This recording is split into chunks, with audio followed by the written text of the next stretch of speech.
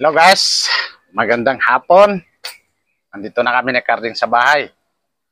So, ayun nga, tulad ng sinabi ko guys, hindi ko na patatagalin to. Gagawa tayo ng barbecue kasili. So, ito na siya guys. Yung ginawa natin barbecue kasili.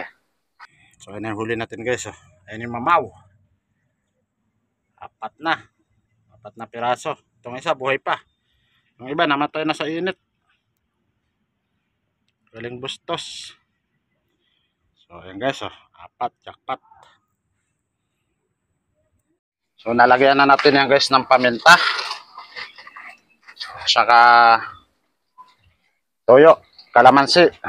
Yan, lalagyan naman natin ng bawang. O, lalagyan natin ng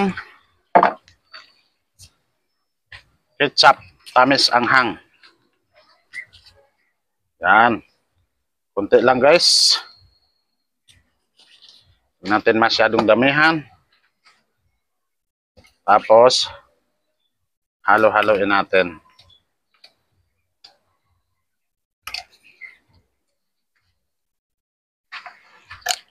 Ang problema natin guys, yung lalagyan natin is maliit. So, dagdagan natin yung ketchup dito. Kasi hindi nahalo.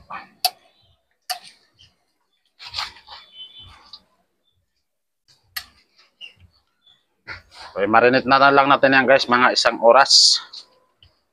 Okay na yan. So, ayan na guys. Nagpapadingas na tayo. Tapos, ito yung uling para sa ating barbecue kasili. Kaya abangan nyo guys. Sana hindi ito makapirat kasi may music sa kapitbahay. Bye-bye.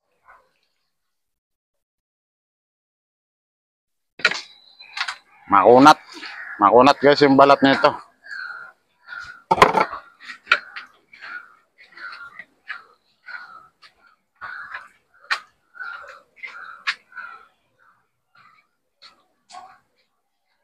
So, ayan na guys.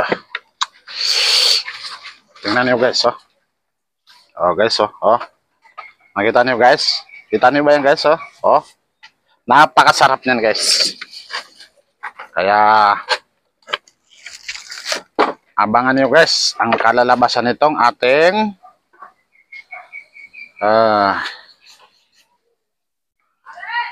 barbecue kasili.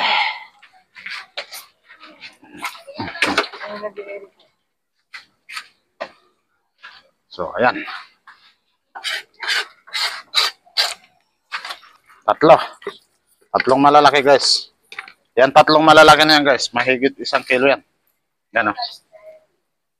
So, solve yan. Sulit. Ihawin na natin guys. So, ayan na guys. Nalagay na natin ang ating barbecue kasili. Bismillahirrahmanirrahim. So, sana guys, masarap ang pagkaluto nito.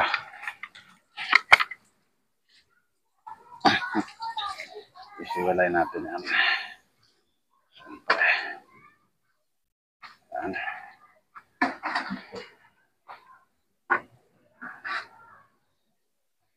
So, ayan.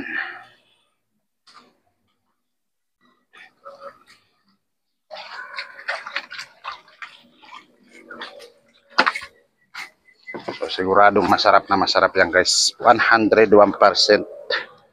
masarap yan. Yang ating lechong kasili. Ang nasabi ko guys nga pala, lechong kasili. Hindi po yan lechong kasili. Barbecue kasili po yan. Guys, barbecue. Kaya sigurado, matatakam kayo dito guys.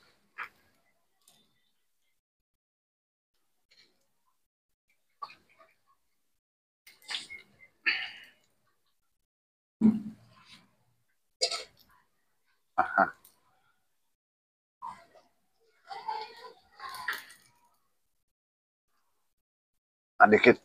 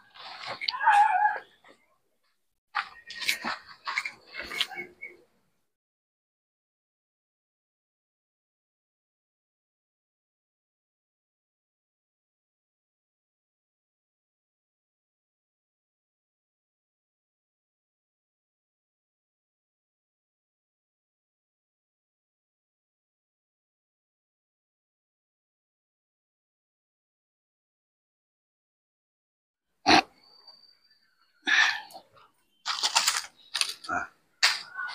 So ayan na guys, yung ating barbecue kasile o freshwater ale. Igat ba to? Igat nga ba tawag dito guys? Ano ba tawag niyo dito guys sa mga lugar niyo guys? Pa-comment naman. At kung saan nakaabot itong video namin. At yung mga gusto magpa-shoutout, comment lang kayo guys para sa susunod nating vlog. Ma-shoutout kayo ni Carding Sungkit. So ayan guys. So, pakita natin guys na malapitan para makita nyo.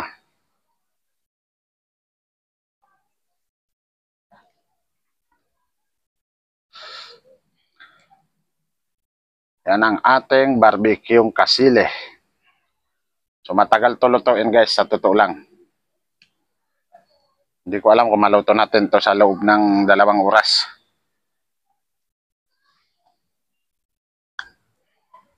Pero pag naluto naman yan, sulit.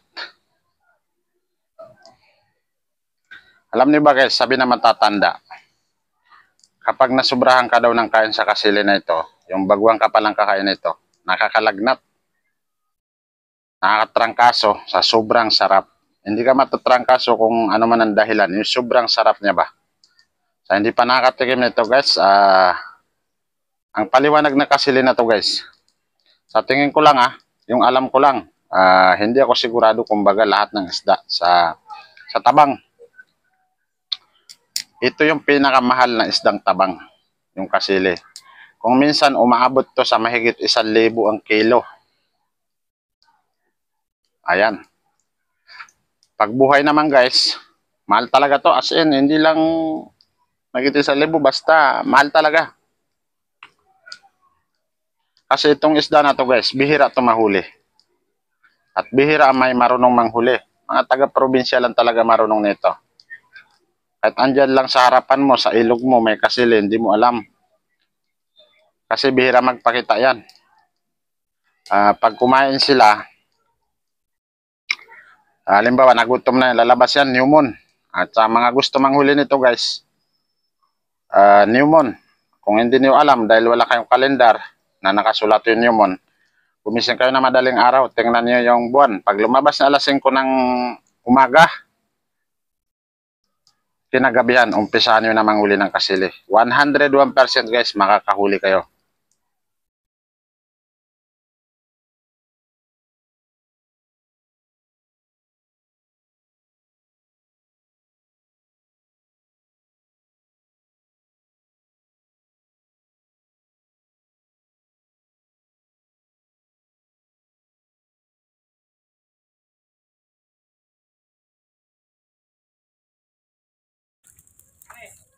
Ayan guys.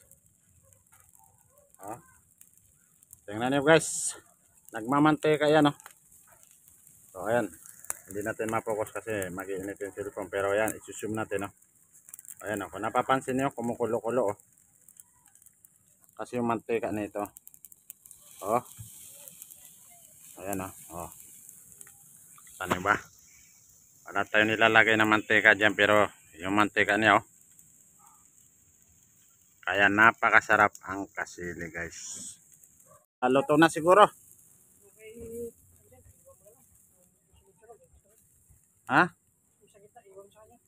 Ito. Sunog. So ayan na. Luto na guys. Kain na tayo. Bye bye. Maraming salamat sa panonood po. Paki-like, paki-share ang video na to. Thank you very much. Assalamualaikum warahmatullahi wabarakatuh.